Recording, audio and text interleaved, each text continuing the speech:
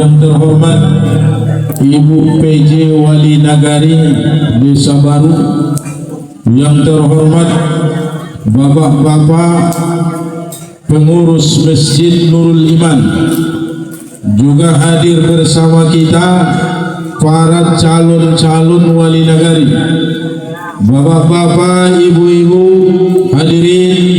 Tanpa mengurangi rasa hormat, tidak bisa kami sebutkan satu persatu. Umumnya kita yang telah berhadir dalam kesempatan ini. Perkenalkan, nama Ustadz sudah ada di spanduk, Indi Hasan Siregar, Sarjana Hukum Islam. Dan buat adik-adik mahasiswa UIN, tolong sampaikan kirim salam buat Fakultas Syariah. Dulu kami masih Institut Agama Islam Negeri IAIN Imam Bonjol Padang. Tolong titip salam buat rekan saya Aulia Rahmat, dan juga buat teman saya Fatur Rahmi atau stambuk angkatan alumni tahun 2010. Cuma lebih dikenal kalau di internet Bapak Ibu sekalian dengan nama Indi Hasan MZ. Apa MZ itu Pak Ustadz? Marga Siregar. Terserah saya yang punya marga, mau pakai S mau pakai Z kan?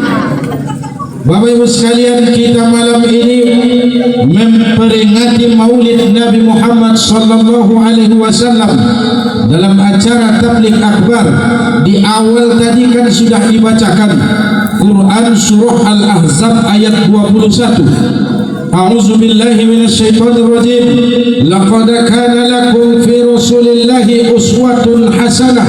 Sungguh pada diri Rasulullah itu ada uswatun hasanah, ada suri teladan.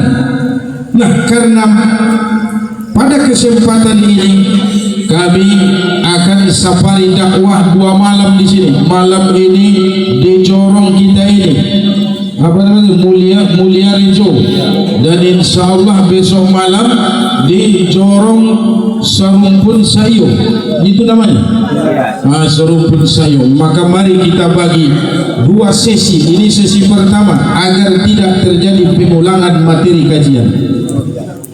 Kita awali dari surah Al-Ahzab ayat 21. Allah subhanahu wa ta'ala menyebutkan laqad kana lakum fi Rasulillah. Bapak Ibu sekalian, dalam ilmu tauhid kita harus beriman dan percaya kepada Nabi dan Rasul. Kita harus yakin itu. Dulu kan kita pelajari ada 25 Nabi dan Rasul yang wajib diketahui. Malam ini Bapak Ibu sekalian, mari kita perbaharui ilmu akidah kita. Nabi di dalam hadis sahih yang diriwayatkan oleh Imam Ahmad, jumlah Nabi ada 124.000 Nabi. Kita harus ingat itu karena ini rukun iman. Jumlah Nabi 124.000 Nabi. Yang terpilih jadi Rasul hanya 315 Rasul. Namun yang Allah sebutkan dalam Quran nama mereka hanya 25 Rasul. Adam, Idris, Nuh, Soleh, Ibrahim sampai Nabi Muhammad. Tapi jumlah Nabi dan Rasul bukan 25 bu, 124.000 Nabi. Dan banyak nama-nama mereka tidak disebutkan pada Quran. Apa perbedaan Nabi dengan Rasul Pak Ustaz? Kalau Nabi terima wahyu amalkan sendiri, Rasul terima wahyu wajib sampaikan kepada umat. Kita juga sama Bapak Ibu sekalian. Bapak dapat ilmu amalkan sendiri, giliran ada orang nanya sulit untuk menjelaskan, tapi kita paham makommu seperti makom Nabi. Ada yang makomnya seperti makom Rasul, Ustaz ceramahnya ringkas, tapi ada yang bisa jabarkan panjang lebar. Dia makomnya makom Rasul. Dari semua orang yang bisa ceramah, yang bisa menyampaikan tausiah, bisa menyampaikan nasihat, tidak semua dipuji dan disanjung. Karena Rasul sendiri 315, hanya 25 Allah sebut nama mereka. Maksudnya ibu kalau beri nasihat bapak jadi tokoh di desa baru, walaupun tidak dikenang orang banyak, tapi yakinlah nasihatmu itu sepanjang didengar oleh manusia, Allah akan catat itu sebuah amal kebaikan sepanjang hidupmu. Maka kita tidak perlu pamrih mengharapkan pujian dan sanjungan orang. Jadi inilah perbedaan Nabi dan Rasul. Dan Nabi ini, Bapak Ibu sekalian, tidak termasuk nama-nama Nabi di etnik Mandailing. Karena banyak juga yang paham bahasa Mandailing, ada Nabi palsu di Mandailing. Masa Pak Ustaz? Iya, ada Nabi palsu di Mandailing, namanya Nabi Aso. Wah, itu nggak perlu diikuti itu Pak. Nabi Aso, dia Nabi Aso, dia Nabi Aso, bukan menurut Nabi Muhammad, menurut Nabi Aso. Nah itu Nabi palsu itu, jangan diikuti. Ada lagi Nabi palsu di Mandailing, namanya Nabi Noto. Nah itu ada juga. Menurut Nabi Noto, Pak Ustadz Solondonia kan? Bukan menurut Nabi Muhammad. Nah itu Nabi Noto. Tapi ada Nabi palsu paling ditakuti orang Mandailing, namanya Nabi Rimon. Wah itu gawat tuh kalau udah ibu itu bapak itu Nabi Rimon buka warung kopi kan. Nah itu penyakit gatal-gatal. Iya benar. Oh mikrofon woi. Habis baterai. Oh bayar. Baterai.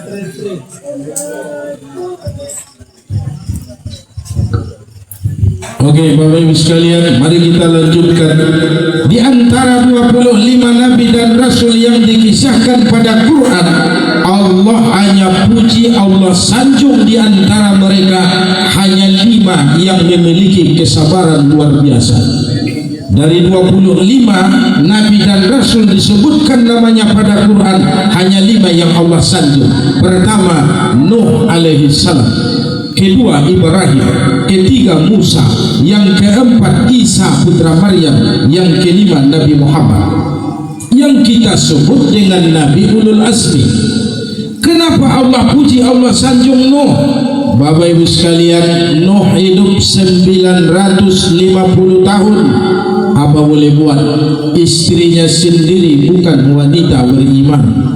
Untunglah Pak Ustadz tadi ingatkan ibu-ibu di desa baru, wanita solihah semua Pak Ustadz, kata beliau. Alhamdulillah. Tapi ingat Bu, saya ingin hadap sini dulu, hadap ibu-ibu ini. Dalam Quran Bu, pasangan itu Allah sebutkan hanya 4. Allah sebutkan pasangan suami dan istri. 1, suaminya baik, istrinya buruk. Itulah Nuh alaihi salam, istrinya wanita kafir. Dalam surah At-Tahrim ayat 11 Allah sebutkan, inilah yang menjadi pemimpin kaum perempuan di dalam neraka. Suaminya Nabi dan Rasul. Ternyata Pak, dalam kehidupan kita ada suaminya baik, istrinya yang kurang baik. Bapak harus maklum, makom Bapak itu makom Nuh. Kita harus maklumi itu. Nah, ibu kalau ingin masuk neraka, naftarnya sama istri Nuh Bu. Kalau mau masuk neraka, ibu-ibu saya tanya dulu, ibu mau ke surga atau neraka? Sekarang atau besok? Nah, besok ya, jangan sekarang. Karena syaratnya harus mati dulu kan. Besok Pak Ustadz masih nikmat hidup ini, kita mau menjalani kehidupan yang baik. Inilah model pasangan pertama, suaminya baik, istrinya buruk, Nuh alaihi salam. Ada model kedua disebutkan pada Quran, istrinya yang baik, suaminya yang buruk. Bu, kadang-kadang ibu itu sudah rajin sholat, ikut pengajian, tapi apa boleh buat, suaminya memang kurang baik. Malas bekerja mencari nafkah, dia malas. Kemudian tanggung jawabnya sebagai suami tidak dijalankan. Tapi perempuan itu tidak mau meminta perceraian. Namanya Asyah binti Muzahim. Suaminya adalah Raja Fir'aun laknatullah alaih. Suaminya buruk, istrinya baik, beriman pada dakwah Musa dan Harun. Dan ini model kedua, Bu. Suaminya buruk, istrinya baik. Ada model ketiga, tabbat yada abi lahabin wa tab. Abu Lahab dan istrinya, suaminya buruk, istrinya juga buruk. Tiap malam mereka musyawarah, mau sawit siapa kita curi besok pagi. Suami istri musyawarah, cabai siapa mau kita panen malam ini. Mumpung ibu-ibu, bapak-bapak di Jorong Suryo Melo Mulyo sedang pengajian, mereka pada sibuk panen hasil pertanian orang. Suami istri sama buruknya. Al-Lahab disebutkan pada Al-Quran. Ini model ketiga. Ada model keempat, suaminya baik, istrinya baik. Ibrahim alaihissalam. Model pertama Nuh, suami baik, istri buruk. Model kedua Fir'aun, suami buruk, istri yang baik. Model ketiga, suami istri sama buruk, Abu Lahab. Model keempat Ibrahim, suami istri sama-sama orang beriman. Ibu, kalau saya tanya, Bu, ibu mau pilih pasangan model mana, Bu? Hah? Janganlah pakai nomor, takut tersinggung nanti yang calon nomor 1, 2, 3. Janganlah pakai nomor. Ibu mau model Nuh, model Fir'aun, model Abu Lahab atau Ibrahim? Bapak-bapak saya tanya, Pak, siap jadi Ibrahim, Pak? Alhamdulillah. Tapi biar ibu jawab, biar ibu tahu istri Ibrahim, Bu, enggak cuma satu. Ibu siap? Aduh, kacau dengar ceramah Pak Ustaz ini. Bapak udah terlanjur siap, Bu, jadi Ibrahim. Ibunya pula yang ragu, kan? Inilah gambaran Quran. Allah sebutkan hanya 4 model pasangan. Maka mana makammu, syukurkan itu. Yang penting iman kita punya. Nah, kembali pada kajian pengenalan para nabi dan rasul. Nuh alaihissalam, Allah puji, Allah sanjung kesabarannya. Kemudian siapa lagi? Ibrahim alaihissalam. Kemudian Musa, Isa, Nabi Muhammad sallallahu alaihi wasallam. Dari 5 rasul ulul azmi, Bapak Ibu sekalian, yang Allah berikan kita untuk mengikuti dan mencontohnya hanya ada 2. Yang bisa kita jadikan uswatun hasanah cuma 2. Pertama Nabi Muhammad, yang kedua Nabi Ibrahim alaihissalam. 2 ini, Pak, harus kita ingat setiap sholat. Ibu, kalau tak baca sholawat buat 2 orang ini, sholatmu tidak sah. At-tahiyatul mubarakatus sholawatut thayyibatu lillah. Dalam hadis lain, at-tahiyatu lillah was sholawatu wat thayyibat. Assalamu alayka ayyuhan nabiyyu wa rahmatullahi wa barakatuh. Itu, Pak, kita sedang mengucapkan salam buat Nabi Muhammad yang makamnya ada di Madinah, jauh di sana di negeri Arab. Tapi dalam solatmu, ibu mengucapkan salam buat beliau. Assalamu alayka ayyuhan nabiyyu wa rahmatullahi wa barakatuh. Assalamu alayna wa ala ibadillahi sholihin. Baru kita baca syahadat. Kita kan lahir dalam keadaan muslim. Kalau orang yang lahir dalam keadaan non-muslim masuk Islam, dia ucap 2 kalimat syahadat. Nah, kalau ada yang nanya, kita lahir dalam keadaan muslim, kapan mengucap sholawatnya? Dikala tahiyat, waktu kita dalam sholat, kita ucapkan syahadat itu. Asyhadu an la ilaha wa asyhadu anna. Baru ibu harus baca sholawat buat Muhammad dulu, baru buat Ibrahim. Allahumma sholli ala kama shallaita ala. Jadi harus kita sebutkan Muhammad Ibrahim, Muhammad Ibrahim. Bayangkan, Pak, berapa banyak umat Islam ini sholat fardu, sholat sunat, semua mengucapkan sholawat buat Nabi Muhammad dan buat Nabi Ibrahim. Jadi 2 inilah yang menjadi uswatun hasanah buat kita.